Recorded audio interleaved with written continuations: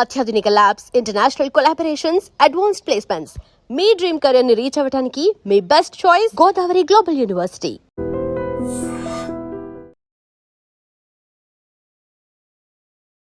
నమస్తే సార్.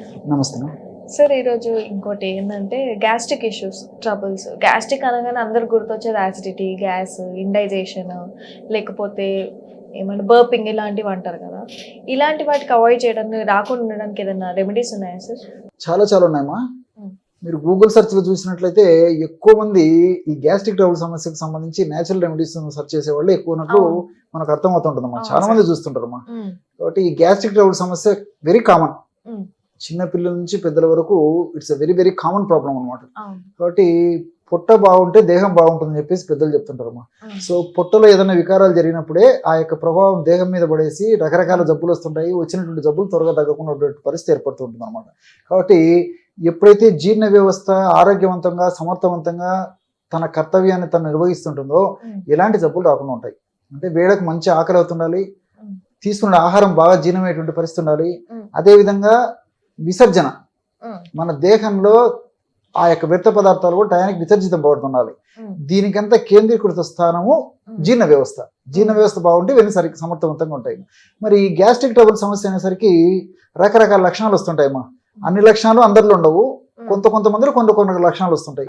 కడుపు నొప్పి ఉంటుంది, వికారం ఉంటుంది, ఆకలి కాకపోవడం ఉంటుంది, తర్వాత ఆహారం జీర్ణం కాకపోవడం ఉంటుంది, నోట్లో నీళ్లు ఊరినటువంటి పరిస్థితి ఏర్పడుతుంది, కడుపులో మంట ఉండేటువంటి పరిస్థితి ఏర్పడుతుంది, అదేవిధంగా కడుపు ఉబ్బరంగా ఉండేటువంటి పరిస్థితి కొంతమందిలో ఉంటుంది.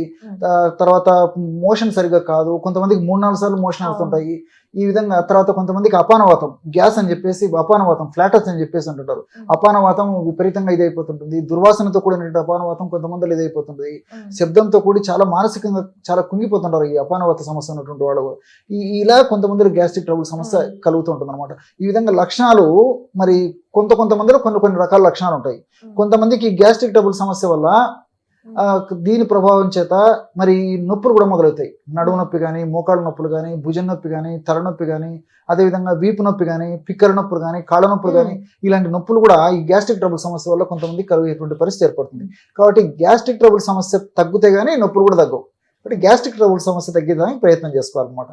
సరే, ఏది ఏమైనప్పటికీ మరి ఎలాంటి గ్యాస్ట్రిక్ ట్రబుల్ సమస్య అయినా ఇప్పుడు మనం చెప్పుకోయేటువంటి ఔషధం చాలా సమర్థవంతంగా ఉపయోగపడుతుంది. సో ఔషధాన్ని ఎలా తయారు చేసుకోవాలంటే, ఒక 50 గ్రాములు సోంపును వేయించి చేసినటువంటి చూర్ణం తీసుకోవాలి. 50 గ్రాములు వామును వేయించి చేసినటువంటి చూర్ణం తీసుకోవాలి. 25 గ్రాములు జీలకర్ర చూర్ణం తీసుకోవాలి. 25 గ్రాములు సైంధవ చూర్ణం తీసుకోవాలి. ఈ 4 పదార్థాలు కలపడం వల్ల బ్రహ్మాండమైనటువంటి గ్యాస్ట్రిక్ ట్రబుల్ సమస్యను తగ్గించేటువంటి ఔషధం రెడీ అయిపోతుంది. ఈ విధంగా తయారు చేసుకున్నటువంటి ఔషధాన్ని ఒక గాజు సీసాలో నిల్వ ఉంచుకొని రోజు ఉదయం ఆహారం తర్వాత ఒక్కసారి, రాత్రిపూట ఆహారం తర్వాత ఒక్కసారి, అంటే ఒక 5 నిమిషాలు 10 నిమిషాలు ఆగిన తర్వాత ఒక్కసారి ఒక 50 to 100 ml నీరు, అంటే గది ఉష్ణోగ్రత ఉన్నటువంటి నీళ్లు తీసుకుని అందులో ఒక 1/2 టీ స్పూను ఈ యొక్క పౌడర్ను కలిపేసి తీసుకోవాలి. ఇంతేనండి, రోజు 2 సార్లు. కాబట్టి సమస్య కొద్దిగా ఉంటే రోజు ఒక్కసారి అయినా సరిపోతుంది.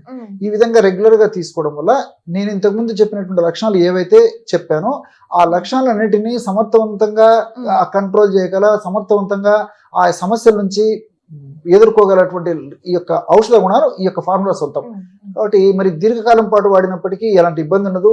మరి అన్ని క్షేమదాయకంగా పనిచేసేటువంటి ఔషధాలే, అన్ని మనకు తెలిసినటువంటివే, తయారు చేసుకోవడం ఈజీ, వాడుకోవడం ఈజీ, రిజల్ట్ కూడా చాలా త్వరగా వస్తాయి. కాబట్టి చిన్నపిల్లల నుంచి పెద్దల వరకు క్షేమదాయకంగా వాడుకోవచ్చు అండి.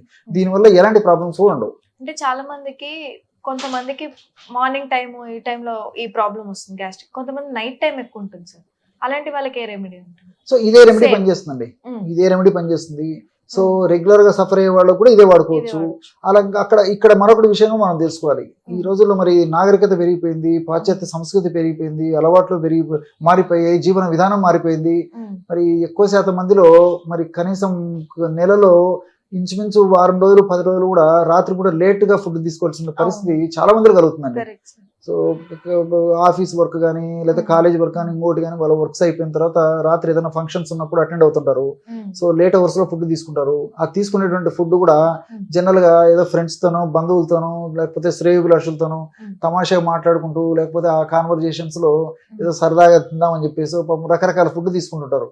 సో ఆయిల్ ఫుడ్స్ కానీ, తర్వాత జంక్ ఫుడ్, ఫాస్ట్ ఫుడ్స్, ఇలాంటి ఫుడ్స్ ఎక్కువ తీసుకునే పరిస్థితి ఏర్పడుతుంది, ఎక్కువ స్వీట్స్ తీసుకుంటుంటారు. సో ఇవన్నీ కూడా డైజెషన్ చాలా టైం తీసుకుంటాయి.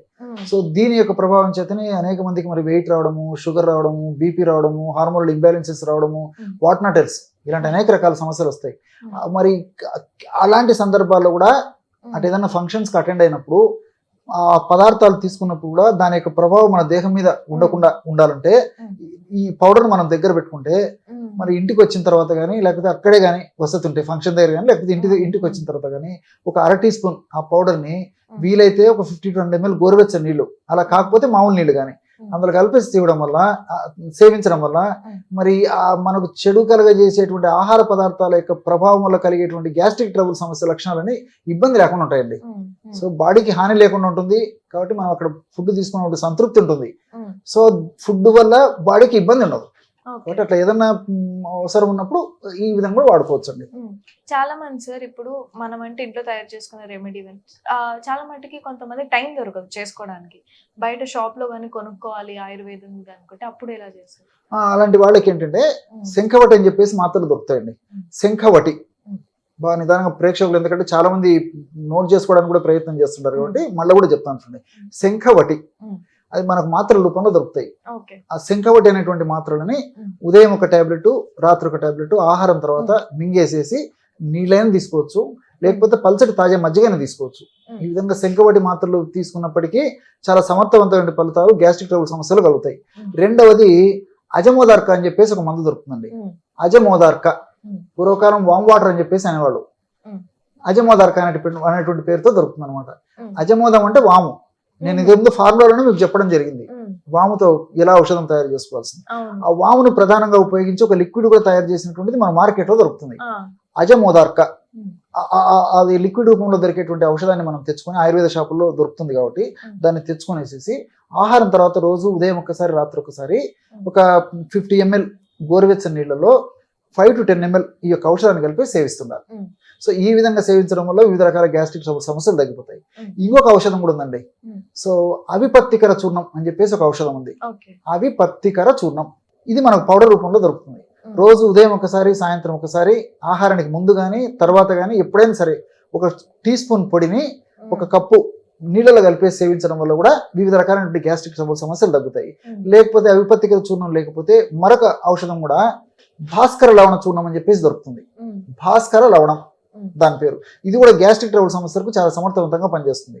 ఈ గ్యాస్ట్రిక్ ఈ యొక్క భాస్కర లవణ చూర్ణాన్ని కూడా ఇదే పద్ధతిలో వాడుకోవాలి.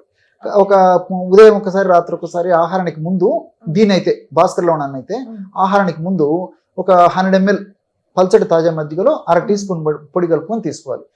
దీని వల్ల కూడా అనేక రకాల గ్యాస్ట్రిక్ ట్రబుల్ సమస్యలు తగ్గిపోతాయి. సో ఈ విధంగా రకరకాలైనటువంటి ఔషధాలు కూడా మనకు ఆయుర్వేద ఔషధ విక్రయశాలలో దొరుకుతాయి కాబట్టి మీరు అడిగినట్లు ఈ పద్ధతిలో, నేను చెప్పినటువంటి పద్ధతిలో తయారు చేసుకోలేనటువంటి వాళ్ళు ఇప్పుడు నేను చెప్పినటువంటి ఔషధాల్లో ఏ ఒక్కటి వాడినా సరిపోతుందండి. నేను ఎందుకంటే అన్ని అవైలబిలిటీ ఉండవు కాబట్టి ఇన్ని ఔషధాలు చెప్పడం జరిగింది. ఎవరికి ఏది అందుబాటులో ఉండి అనుకూలంగా ఉండి వాళ్ళు దొరుకుతాయో అది వాడుకున్నా సరిపోతుంది అనమాట. కాబట్టి ఈ యొక్క కాంబినేషన్స్ ఏవైనా సరిపోతాయి. ఇవి రెగ్యులర్ గా వాడుకోవడం వల్ల గ్యాస్ట్రిక్ ట్రబుల్ సమస్యలు తగ్గిపోతాయి. సార్ లాస్ట్లీ ఇవన్నీ కాకుండా అందరు మామూలుగా జనాలు అయితే గ్యాస్ ఇలా పట్టేసింది లేకపోతే అరగట్లేదు అనగానే షాప్కి వెళ్ళేసి మెడిసిన్స్ వదిలేసి జీరా సోడాను లేకపోతే సోడాను కోక్ లాంటివి తీసుకోవడం చేస్తారు, తగ్గిపోతుందేమో అని చెప్పి. అది ఎంతవరకు మంచిది సార్?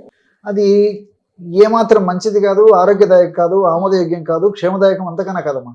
తాత్కాలికంగా ఆ సోడా వాడుకోవడం వల్ల మరి జీరా సోడా కానీ ఇంకోటి కానీ తాత్కాలికంగా ఆ లక్షణాలు తగ్గిపోయినప్పటికీ ఎప్పుడో ఒకసారి వాడుకోవడం వల్ల ఎలాంటి ఇబ్బంది ఉండదు. కానీ తరచుగా ఫ్రీక్వెంట్ గా వాడుకోవడం వల్ల అది చేసేటువంటి మంచి కంటే కూడా చెడు ఎక్కువ కలిగేటువంటి అవకాశం ఉంటుంటుంది. ఎందుకంటే వాటి వల్ల ఈ కిడ్నీస్ కు సంబంధించిన సమస్యలు, ముఖ్యంగా స్టోన్స్ వచ్చేటువంటి అవకాశం ఉంటుంది.